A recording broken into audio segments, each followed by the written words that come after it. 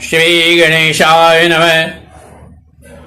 ओम शुक्लांबरधरं देहं शशिवर्णं चतुर्भुजं प्रसन्नवदनं ध्यायेत् सर्वविघ्नोपशान्तये। ओम गजाननं भूतगणाधिसेवितं कपित्थजम्बूफलचारुभक्षणम् उमासुतं शोकविनाशकारकं नमामि विघ्नेश्वरपादपङ्कजम्। ओम जय श्री कृष्ण गोविंद हरे मुरारे। हे नाथ नारायण वासुदेव। जय मां सरस्वती, जय मां अन्य देवियों। सभी भागवत प्रेमी ऋषि मुनियों को मेरा सप्रेम प्रणाम है। आज की कथा में द्वितीय अध्याय जो महात्मा का है, भक्ति का दुख दूर करने के लिए नारद जी का उद्योग, यह कथानक है इसमें। अब चलते हैं। अब द्वितीय अध्याय। नारद उवाच वृथा खेद्यसे बाले अहो चिन्तातुला कथम् श्रीकृष्ण शरणाम्भूयम् अशमर दुखम गमिष्यति। हे वाले, तुम व्यर्थ ही अपने को खेद में क्यों डाल रही हो? अरे तुम इतनी चिंता तो क्यों हो रही हो? भगवान श्री कृष्ण के चरणाम्बुज का स्मरण करने से चरण कमलों का चिंतन करो और उनकी कृपा से तुम्हारा सारा दुख दूर हो जाएगा। द्रौपदी च पवित्राता येन कौरवकश्मलात् पालिता गोपसुन्दर्यः स कृष्णः क्वापि नो गतः। जिन्होंने कौरवों के अत्याचार से द्रौपदी की रक्षा की थी और गोप सुंदरियों को स्नात किया था, ओ श्री कृष्ण कहीं चले थोड़े गए हैं?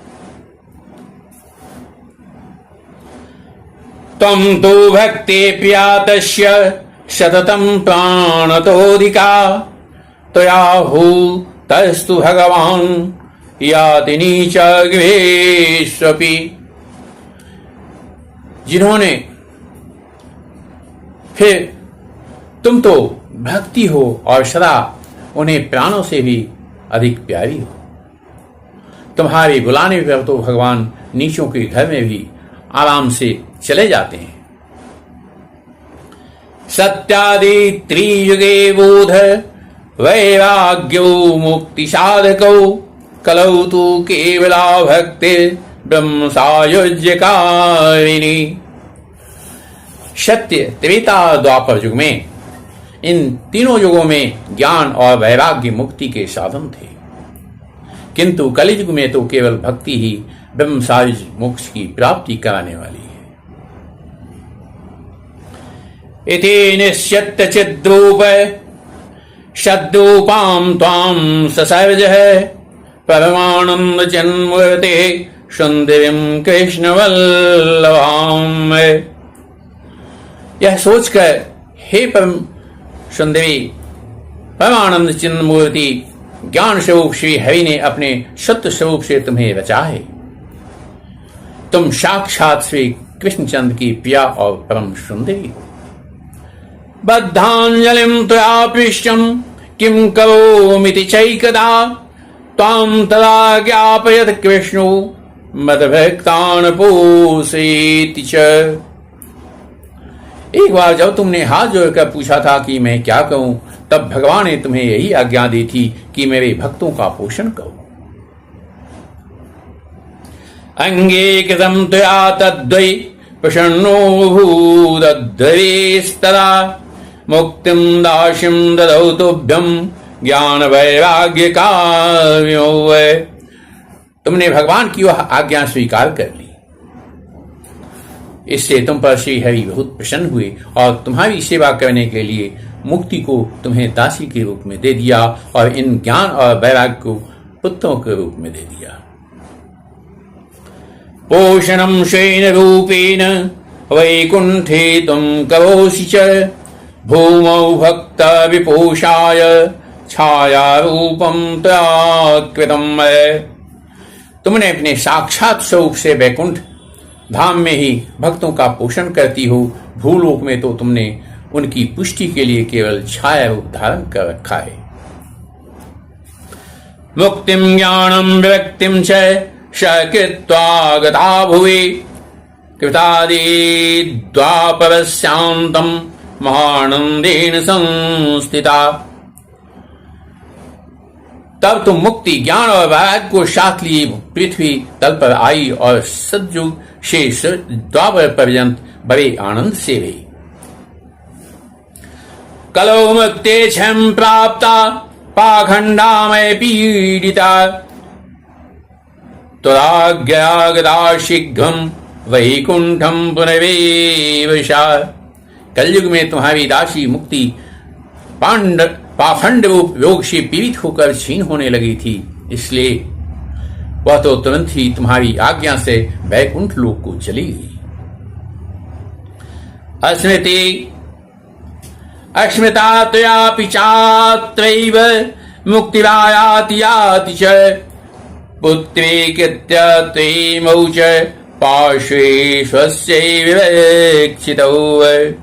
इस लोक में भी तुम्हारे स्मरण करने से ही वह आती है और फिर चली जाती है, किंतु इन ज्ञान वैराग को तुमने पुत्र मानकर अपने पास ही रख छोड़ा है। उपेक्षात कलौ मंदौ वृद्धौ जातौ श्रुतौ तव तथापि चिंताम मुंचत्तम उपायम चिंतयाम्यहम्।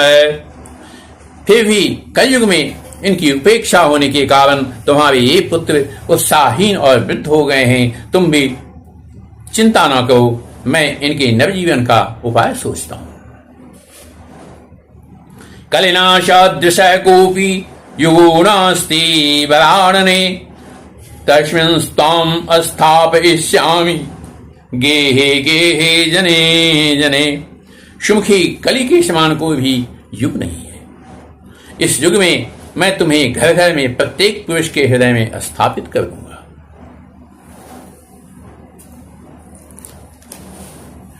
अन्न धर्मास्तिरस्कृत्य पुरस्कृत्य महोत्सवान् तदा नाहं हरे विदाशु लोके त्वां प्रवर्तये। देखो, अन्य सब धर्मों को दबाकर और भक्ति विषयक महोत्सवों को आगे रखकर यदि मैंने लोक में तुम्हारा प्रचार न किया तो मैं श्री हरि का दास नहीं।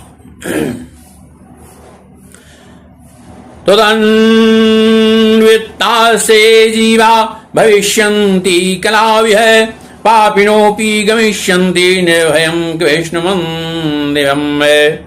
इस कलयुग में जो जीव तुमसे युक्त होंगे वे पापी होने पर भी बिखट के भगवान श्री कृष्ण के अभय धाम को प्राप्त होंगे। एषां चिन्ते वसे भक्ते सर्वदा प्रेम रूपिणी न ते पश्यन्ति कीनाशं स्वप्नेऽप्यमलमूर्तयः। जिनके हृदय में निरंतर प्रेम रूपनी भक्ति निवास करती है, ये शुद्धांतःकरण पुरुष स्वप्न में भी यमराज को नहीं देखते। न प्रेतो न पिशाचो वा राक्षसो वा शोपिया भक्तियुक्त मनस्काणां स्पर्शनेन प्रभवेत।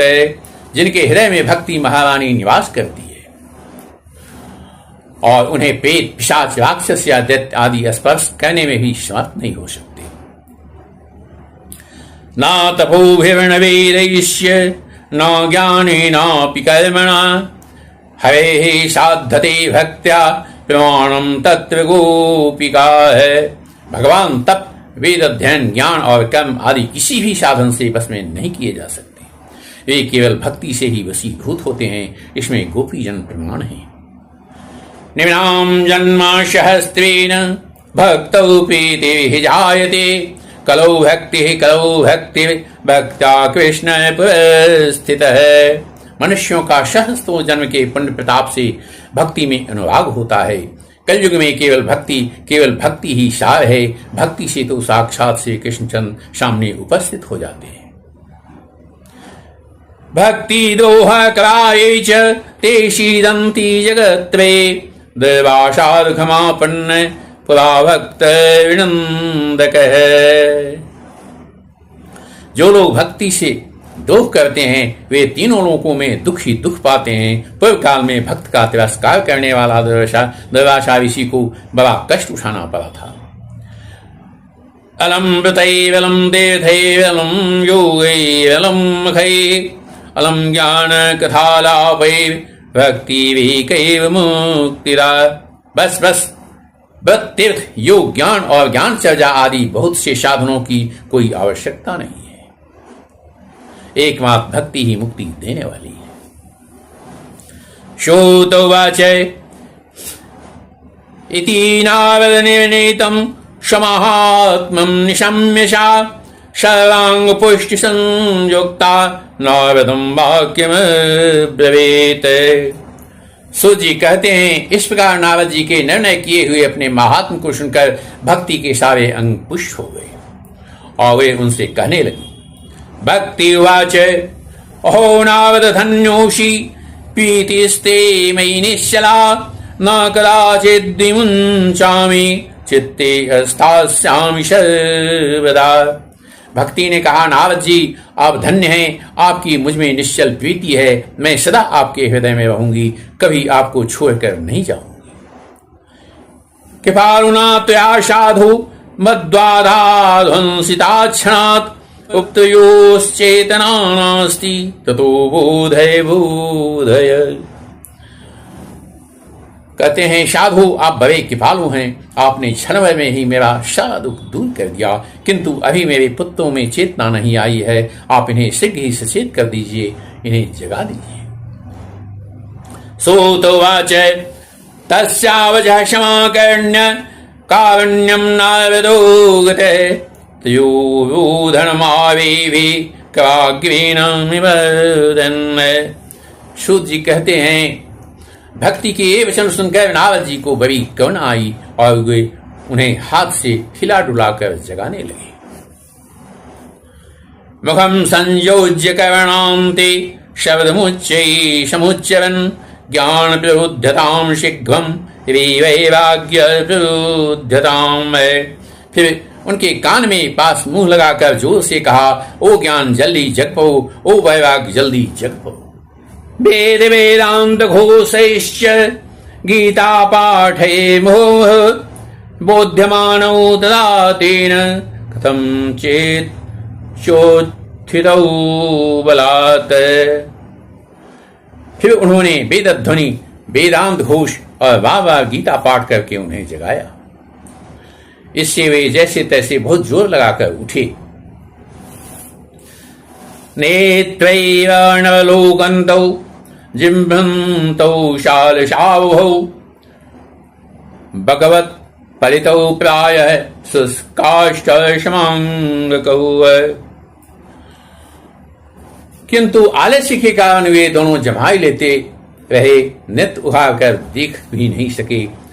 उनके बाल बगलों की तरह सफेद हो गए थे, उनके अंग प्राय सूखे काठ के समान निस्तेज और कठोर हो गए थे।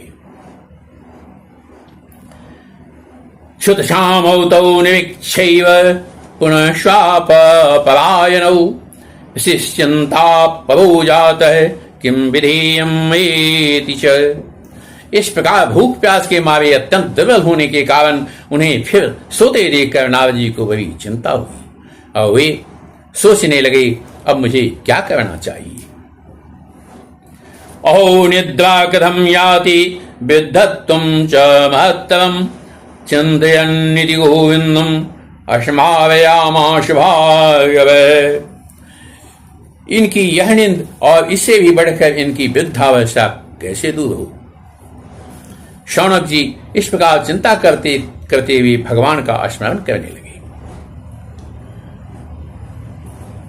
व्योवाणी तैवाभून् माविषेखिद्यतामिति उद्यमः सबलस्तेयं भविष्यति न संशय।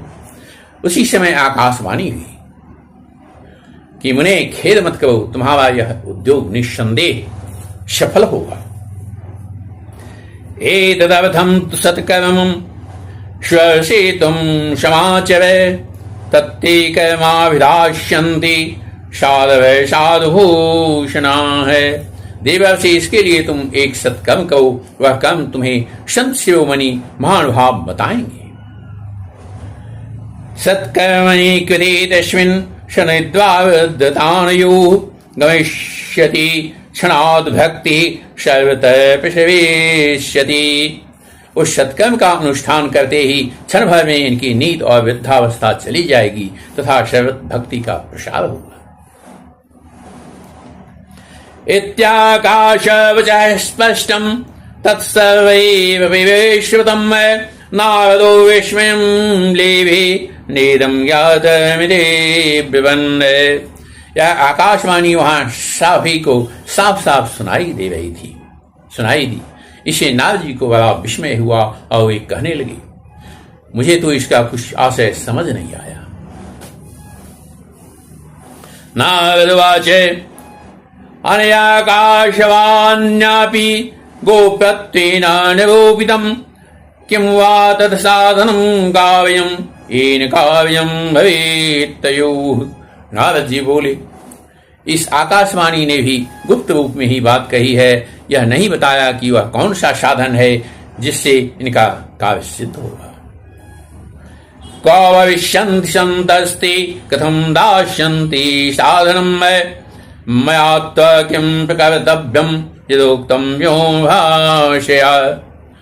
वे संत न जाने कहाँ मिलेंगे और किस प्रकार उस साधन को बताएंगे। अब आकाशवाणी ने जो कुछ कहा है उसके अनुसार मुझे क्या करना चाहिए। सूतोवाच तत्तदावपि संस्थाप्य निर्गतो नारदो मुनिः तीर्थं निष्क्रम्य पृच्छन्मार्गे मुनीश्वरान्। सूत जी कहते हैं, शौनक जी तब ज्ञान वैराग्य दोनों को वहीं छोड़कर नारद मुनि वहां से चल पड़े और प्रत्येक तीर्थ में जा जाकर मार्ग में मिलने वाले मुनीश्वरों से साधन पूछने लगे।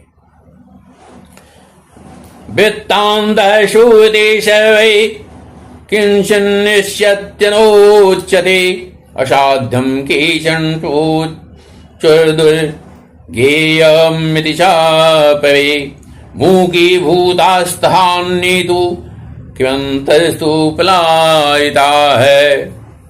उनकी उस बात को सुनते तो सब थे, किंतु उसके विषय में कोई भी निश्चित उत्तर न देता था। किन्हीं ने उन्हें असाध्य बताया, कोई बोले इसका ठीक ठीक पता लगाना ही कठिन है, कोई सुनकर चुप रह गए और कोई तो अपनी अवज्ञा होने के भय से बात को टाल टोल कर खिसक गए। हाहाकारो महानासीत् त्रैलोक्ये विस्मयावह वेद वेदांत घोषयिष्य गीता पाठये विबोधितम्। व्यक्ति ज्ञान विभागानां नोत्तिष्ठत्विकं यदा उपायो नापौस्तीति कर्णे कर्णे जमञ्जनाः। त्रिलोकी में महान आश्चर्यजनक हाहाकार मच गया। लोग आपस में कानाफूसी करने लगे। भाई, जब वेद ध्वनि, वेदांत घोष और बार बार गीता पाठ सुनने पर भी भक्ति, ज्ञान और वैराग्य ये तीनों नहीं जगाए जा सके, तब और कोई उपाय नहीं है। योगिना नावदेनापि स्वयं न ज्ञायते तु यत् तत्कथं शक्यते वक्तुं यद्वै मानुषैः। स्वयं योगीराज नारद को भी जिसका ज्ञान नहीं है, उसे दूसरे संसारी लोग कैसे बता सकते हैं। एवं ऋषिगणैः पृष्टे निविनियोक्तं दुराशदम्। और फिर ऋषियों से जब पूछा गया तो उन्होंने निर्णय करके कहा कि यही बात है कि यह बात दुसाध्य है।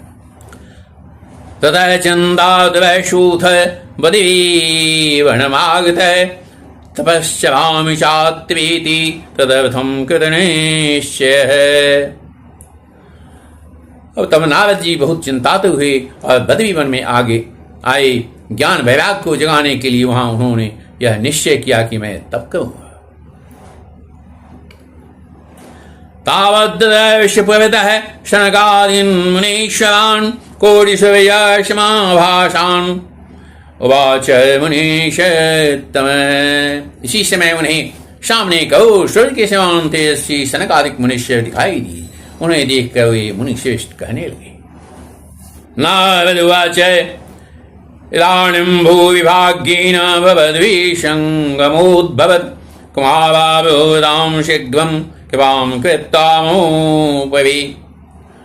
नारद जी ने कहा, महात्माओं, इस समय बड़े भाग्य से मेरा आप लोगों के साथ समागम हुआ है। आप मुझ पर कृपा करके शीघ्र व साधन बताइए। भवन्तो योगिनः सर्वे बुद्धिमन्तो बहुश्रुताः पंचहायन संयुक्ताः पूर्वेशामपि पूर्वजाः। आप सभी लोग बड़े योगी, बुद्धिमान और विद्वान हैं। आप देखने में 5-5 वर्ष के बालक से जान पड़ते हैं, किंतु हैं पूर्वजों के भी पूर्वज। सदा वैकुंठ निलया हरि कीर्तन तत्पराः लीलामृत सोन्मत्ता कथा मात्रैक जीविनः। आप लोग सर्वदा वैकुंठ में निवास करते हैं, निरंतर हरि कीर्तन में तत्पर रहते हैं। बल्ली लीलामृत का स्वादन कर उसी में उन्मत्त रहते हैं और एकमात्र भगवत कथा ही आपके जीवन का आधार है। हरि शरणमेवं हि नित्यं येषां मुखे वचः अतः कालक्षमादिष्टा जवायुष्मान बाधते। हरि शरणम, भगवान ही हमारे रक्षक हैं। यह वाक्य मंत्र सर्वदा आपके मुख में रहता है। इसी से काल प्रेरित वृद्धावस्था भी आपको बाधा नहीं पहुंचाती। एषां भूभंगमात्वेन द्वारपालौ हरे पुरा भूमौ निपतितौ सद्यो यद्गिवादः गतौ। काल में आपके भूभंग मात्र से भगवान विष्णु के द्वारपाल जय और विजय तुरंत पृथ्वी पर गिर गए थे और फिर आपकी ही कृपा से पुनः वैकुंठ लोक पहुंच गए। अहो भाग्यस्य योगीन दर्शनम भवताम्यः अनुग्रहस्तु कर्तव्यो मयि दीने दयापरैः। धन्य है, इस समय आपका दर्शन बड़े सौभाग्य से हुआ है। मैं बहुत दीन हूँ और आप लोग स्वभाव से ही दयालु हैं, इसलिए मुझ पर आपको अवश्य कृपा करनी चाहिए। असवीरागिरोक्तम यदि किं साधनमुच्यताम् अनुष्ठेयं कथं तावद् प्रभवन्तु शवेस्तवम्। बताइए, आकाशवाणी ने जिसके विषय में कहा है वह कौन सा साधन है और मुझे किस प्रकार उसका अनुष्ठान करना चाहिए? आप इसका विस्तार से वर्णन कीजिए। भक्ति ज्ञान विभागाणां सुखमुत्पद्यते कथम् अस्थापनम् सर्ववर्णेषु प्रेम प्रयत्नतः। भक्ति ज्ञान और वैराग्य को किस प्रकार सुख मिल सकता है और किस तरह इनकी प्रेम पूर्वक सब वर्णों में प्रतिष्ठा की जा सकती है। कुमारावजो माम चंदाम गौदेव विषेहरस्यते क्षमावह उपाय सुख साधोत्र बवधते वही। सनकादिक ने कहा, देवर्षि आप चिंता न करें, मन में प्रसन्न हूँ। उनके उद्धार का एक सरल उपाय पहले से ही निश्चित है। ओ नारद धन्यो शिवक्तानां शिवो मुनि सदा कृष्णदासानां अग्निर्योग भास्कर। नारद जी आप धन्य हैं, आप व्यक्तों के शिरोमणि हैं, श्री कृष्ण दासों के शाश्वत पथ प्रदर्शक एवं भक्ति योग के भास्कर हैं। त्वयि चित्तं नमन्तव्यं भक्त्यर्थमनुवर्तने घटते कृष्णदासस्य भक्ते संस्थापना सदा। आप भक्ति के लिए जो उद्योग कर रहे हैं, यह आपके लिए कोई आश्चर्य की बात नहीं कहनी चाहिए। भगवान की भक्त के लिए तो भक्ति की सम्यक स्थापना करना सदा उचित ही है। ऋषिर्बहवो लोके पंथान प्रगटे गताः श्रमसाध्यास्ते सर्वे प्राय स्वर्गप्रदा। ऋषियों ने संसार में अनेकों मार्ग प्रकट किए हैं, किंतु ये सभी कष्ट साध्य हैं और परिणाम में प्रायः स्वर्ग की ही प्राप्ति कराने वाले हैं।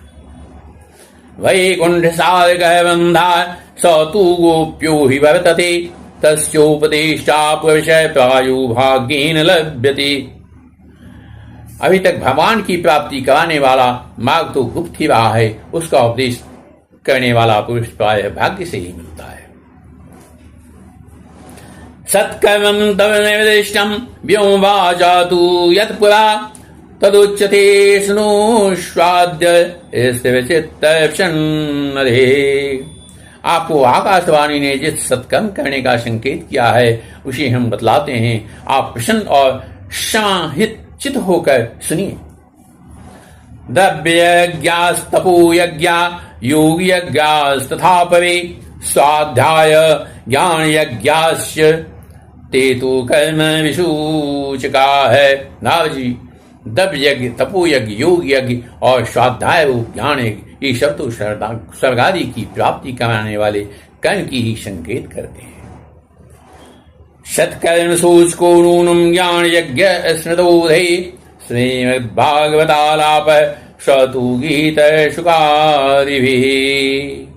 पंडितों ने ज्ञान यज्ञ को ही सत्कर्म मुक्तिदायक कर्म का सूचक माना है। वह श्रीमद् भागवत का परायण है जिसका गान शुकादि महानुभावों ने किया है। भक्ति ज्ञान व्यागानां तरघोषेण अवलम्बते भविष्यति द्वयो कष्टं सुखं भक्ते भविष्यति। उसके शब्द सुनने से ही भक्ति ज्ञान और वैराग्य को बड़ा बल मिलेगा। इससे ज्ञान वैराग्य का कष्ट मिट जाएगा और भक्ति को आनंद मिलेगा।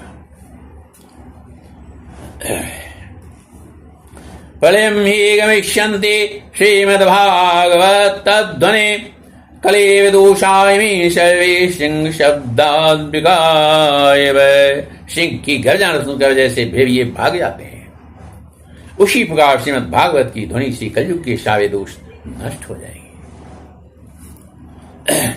ज्ञान वैराग्य संयुक्ता भक्ति प्रेम विषावा प्रतिगेहम परिजनम ततः क्रीडाम कवेशति।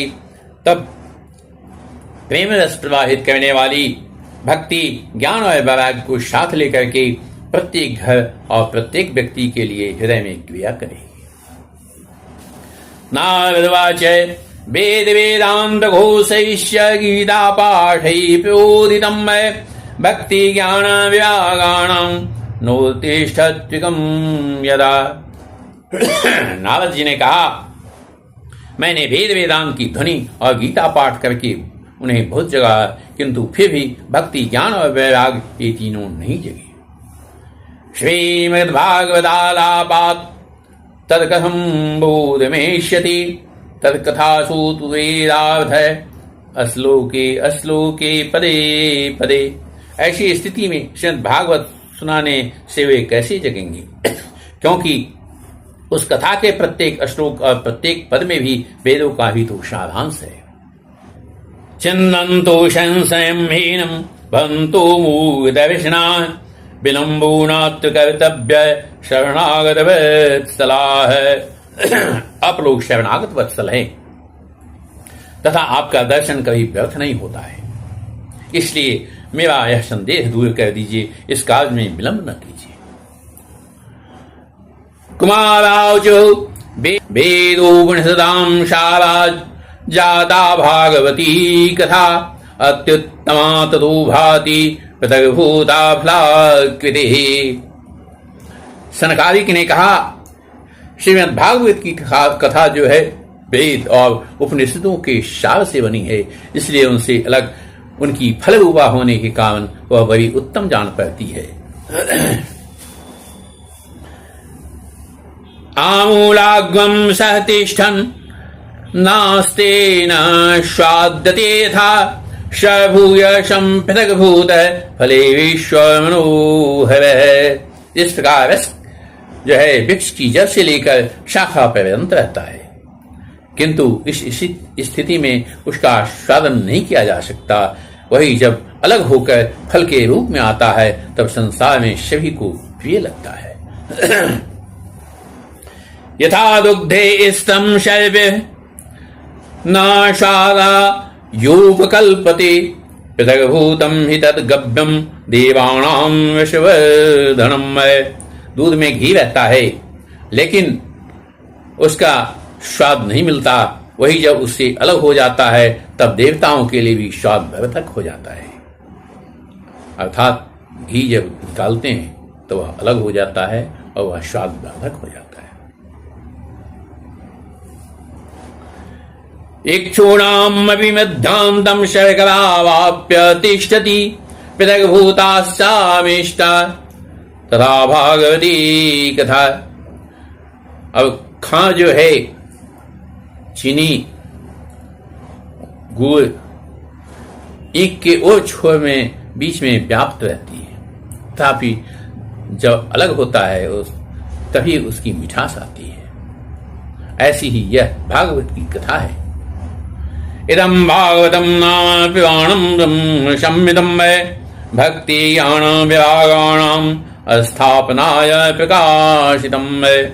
यह भागवत पुराण वेदों के समान है। श्री वेद व्यास ने इसी भक्ति ज्ञान और वैराग्य की स्थापना के लिए ही प्रकाशित किया है।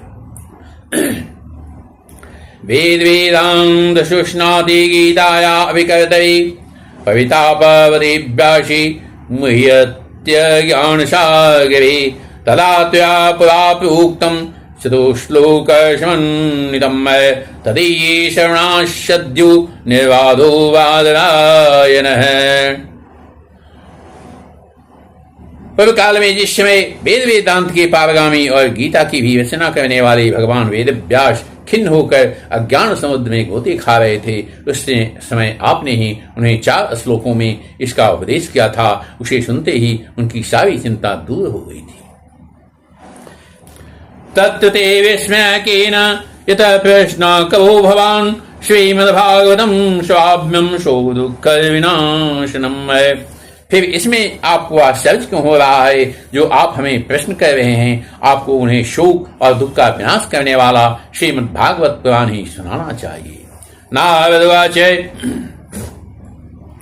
यद्दर्शनं च विजहन्ति शुहानि सद्य श्रेयस्तनोति भवदुःखदवारिताणां निशेषेशमुख गीतकथैकपाणाः प्रेम प्रकाशकृते शरणं गतोऽस्मि। महानुभावों, आपका दर्शन जीवों के संपूर्ण पापों को तत्काल नष्ट कर देता है और जो संसार दुख दावानल से तपे हुए हैं उन पर शीघ्र ही शांति की वर्षा करता है। आप निरंतर शेष जी के शस्त मुखों से गाए हुए भगवत कथामृत का ही पान करते रहते हैं। मैं प्रेम लक्षणा भक्ति का प्रकाश करने के उद्देश्य से आपकी शरण लेता हूँ। भाग्योदयेन बहुजन समर्जितेन सत्संगमं च लभते पुरुषो यदा वै अज्ञान हेतुकृतमोहमदान्धकार नाशं विधाहि तदोदयते विवेकः। जब अनेकों जन्मों के संचित पुण्य का उदय होता है तो मनुष्यों को सत्संग मिलता है और तब वह उसके अज्ञान जतिमोह और मदरूप अंधकार का नाश करके विवेक का उदय होता है। यदि श्री पद्म पुराणे उत्तराखंडे श्रीमद्भागवत महात्म्ये कुमार नारद संवाद योग नाम 2य अध्याय है।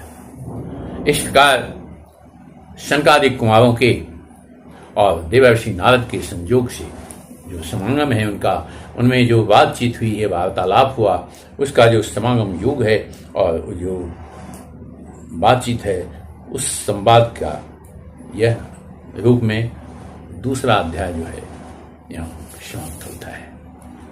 श्री कृष्ण गोविंद हरे मुरारे हे नाथ नारायण वासुदेव। श्री कृष्णं शरणं